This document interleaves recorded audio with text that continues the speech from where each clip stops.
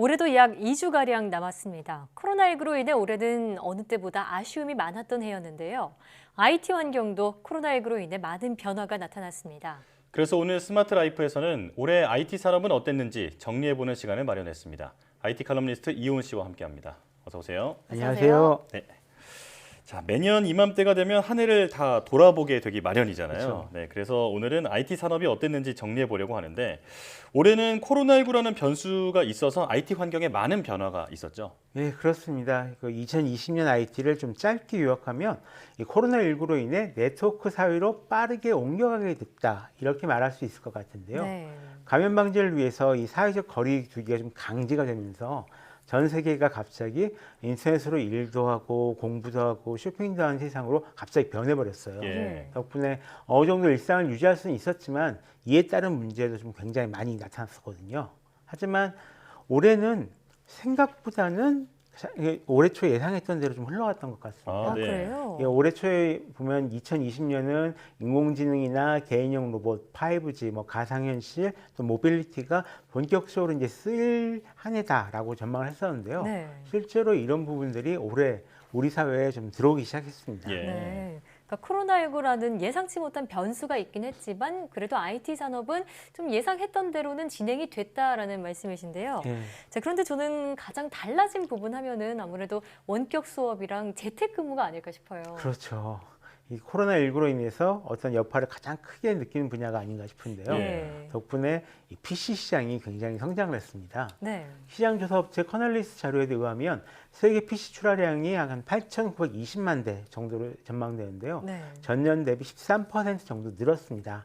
최근 10년 사이 가장 큰 폭의 성장세라고 합니다. 또 이 화상회의를 경험한 사람도 좀 굉장히 많이 늘었는데요. 예. 우리나라 같은 경우에는 2017년에는 3.8% 정도만 이제 재택근무를 해본 적이 있었거든요. 예. 근데 코로나19 이후 약 62%가 재택근무를 해봤다라고 네. 합니다.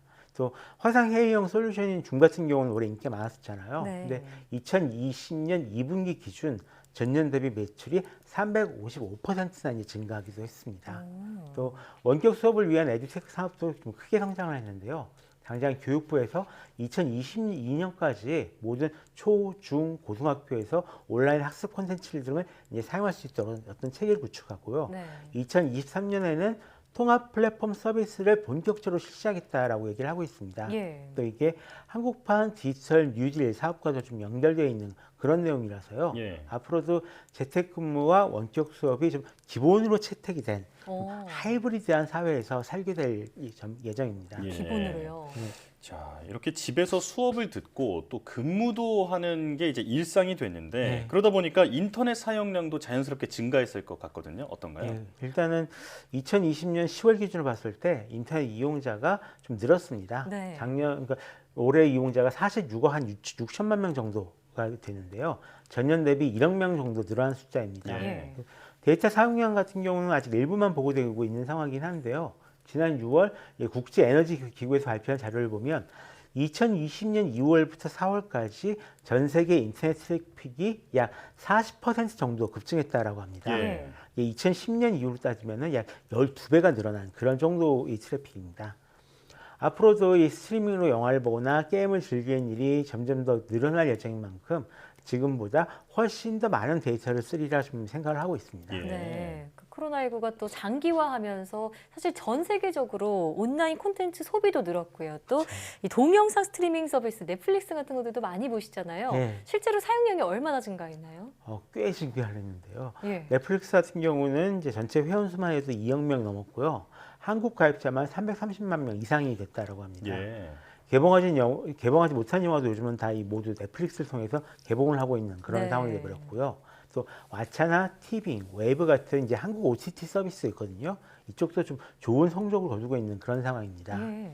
유튜브 같은 경우는 평소에도 이제 많이 쓰셨을 텐데요. 올해 들어와서 한국에서 가장 오래 이용하는 앱이자 네. 카카오톡 다음으로 가장 많이 쓰는 그런 앱이 됐습니다. 그래요? 예. 또 요즘은 이 스트리밍 게임에 대한 수요도 계속 이제 늘어나고 있는 추세고 운동도 홈 트레이닝 형식으로 집에서 하는 사람이 좀 많아졌고요. 네. 또 학교나 학원을 가지 못하는 아이들은 이게 학습 콘텐츠를 통해서 공부를 한다거나 아니면 보안 수업을 하기도 하는데요. 덕분에 이 스트리밍 서비스 기반 구독 서비스도 좀 쑥쑥 성장하고 있는 그런 추세입니다. 예. 그렇군요. 자, 요즘에는 이런 그 집 생활을 슬기로운 집콕 생활이다 뭐 이렇게 얘기를 많이 하더라고요. 네. 자, 그 배경에는 온라인 스트리밍 서비스가 이제 큰 그 영향을 주고 있다. 예. 네, 이렇게 정리해 볼 수 있겠는데, 자, 또 대면 접촉이 어려워지면서 그 온라인 쇼핑 이용자들도 많이 늘었죠. 네. 예, 그렇습니다. 올해 10월 같은 경우에는 온라인 쇼핑 거래액만 14조 2,445억 원에 달합니다. 이게 작년 10월에는 11조 8,712억 원이었으니까요. 한 20% 정도 성장한 셈인데요. 예. 특히 음식 배달이나 식료품 배달, 전자제품 주문이 좀 많이 늘었다고 합니다. 예. 그 다른 나라도 마찬가지여서 미국 아마존 역시 매출이 이제 30% 이상 늘었는데요. 미국 같은 경우에는 2020년 상반기 전자상거래 성장률이 지난 5년간 성장한 것과 맞먹는다라고 합니다. 예. 또 다른 특징이라면 올해 들어서 이 중고거래 시장이 부쩍 커졌다는 건데요. 예. 약 20조 원대로 성장했다라고 평가를 받고 있습니다. 올해 들어서 이제 몇 가지 중고거래 같은 경우에는 이 사용자가 1,000만 명을 돌파하기도 했습니다. 예. 네. 자, 그러면 이 4차 산업혁명 가운데서 가상현실과 인공지능 분야, 이 분야도 앞서 함께 성장했다고 하셨는데 예. 이 분야는 어떻게 또 변화가 있었나요? 가상현실 같은 경우는 올해 좀 큰 전환기를 맞이했다라고 볼 수 있을 것 같은데요. 예. 일단 지역 기반 VR 파크 이런 사업은 모두 파산했습니다. 예. 다만 근데 온라인 게임이나 가상회의에 대한 수요가 굉장히 좀 크게 늘어나 이런 차이가 있습니다. 예. 또 원격 협업을 위한 상업용 AR 수요도 좀 굉장히 늘어난 상황이고요. 인공지능 같은 경우는 대형 기술 기업이 스타트업을 인수합병한 사례가 지금 유행처럼 계속 이어지고 있는데요. 네. 엔비디아나 MS, AMD, 인텔, 애플 같은 주요 IT 기업들이 하나같이 AI 스타트업을 인수를 했어요. 네. 그래서 이를 바탕으로 자율주행차나 클라우드 플랫폼, 새로운 칩 개발에 좀 뛰어들 것으로 보입니다. 예. 자, 그러니까 올해는 스트리밍이나 전자상거래 그리고 가상현실 분야까지 코로나19로 더욱 활성화되었다 이렇게 네. 볼 수 있을 텐데요. 자, 그런데 같은 IT 분야에서도 반대로 성장세가 더뎠던 그 분야도 있을 것 같은데 뭐 어떤 5G 건가요? 시장이 좀 그렇습니다. 아, 5G가요. 예, 많은 5G 스마트폰이 올해 이제 등장을 했잖아요. 예. 그럼에도 불구하고 크게 달라진 것이 별로 없어 보입니다. 어. 굉장히 많이 아쉬운 부분인데요. 5G는 지난해 4월에 이제 시작을 했지만 가입자 수가 좀 천천히 늘어서 올해 3월에 500만 명, 1년 반 정도가 지난 이제 11월에야 이제 1,000만 명을 넘어섰습니다. 예. 이게 LTE 같은 경우에는 출시 1년 2개월 만에 1,000만 명을 돌파하고 추가로 1천만 명이 늘어났는데 6개월밖에 걸리지 않았거든요. 네. LTE와 비교를 봤을 때 성장세가 굉장히 이제 느리다라고 볼 수가 있죠.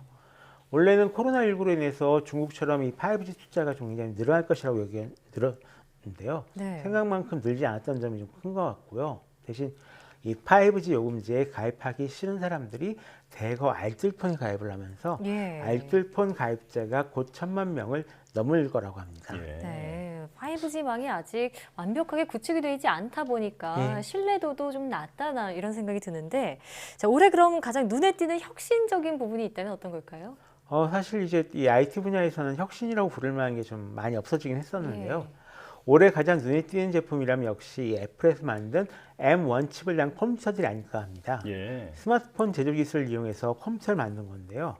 이 100만 원짜리 컴퓨터가 300만 원짜리 컴퓨터와 맞먹는 성능을 이제 발휘할 수 있게 된 겁니다. 네. 이것 때문에 내년 컴퓨터 시장이 좀 크게 요동을 칠 것 같습니다. 그래요. 그렇군요. 자, IT 기업의 성장으로 올 한 해 일상생활은 좀 편리해졌는데 이로 인해서 사회의 부정적인 면들도 좀 많이 부각이 됐을 것 같아요. 예, 맞습니다. 이런 것을 뭐 테크래시 또는 테크백래시라고 부르는데요. 예. 테크놀로지와 급변하는 사회에 대한 대중의 반발을 의미하는 백래시의 합성어입니다. 예를 들어서 구글이나 애플, 아마존, 페이스북 같은 미국 IT 기업들은 이제 빠른 성장을 거듭하면서 시장 지배력을 좀 강화하고 있는데요. 뭐 이 과정에서 본사가 있는 지역의 집값이 폭등한다거나 예. 아니면 개인정보 유출에 따른 사생활 침해 같은 사건들로 이제 피해를 보는 인들이 굉장히 많이 늘어났었죠. 예. 그래서 유럽연합에선 구글이나 애플, 아마존 같은 대형 IT 기업이 공정경쟁을 위반할 경우에 연 매출 한 10%를 벌금으로 부과하는 방안을 좀 추진 중에 있습니다. 예. 사실 올해 같은 경우는 코로나19로 인해서 많은 사람이 힘든 상황을 겪었는데요. 네. 반대로 대형 IT 기업들 매출은 확 올라간 것이 그렇죠. 사실이잖아요. 이제는 더 이상 다윗이 아니라 골리앗인 만큼 그에 걸맞게 행동하지 않으면 이런 백래시는 계속될 것으로 보입니다. 네, 캐나다에서도 이 지역 소비자와 또 상권을 연결해주는 낫 아마존이라는 사이트가 생겨나기도 네. 했던데요. 이렇게 온라인 플랫폼을 통해서 지역 상권들의 활력을 되찾는 방안도 모색해보면 좋겠습니다. 그렇습니다. 네, IT 칼럼니스트 이호 씨와 함께했습니다. 오늘 말씀 고맙습니다.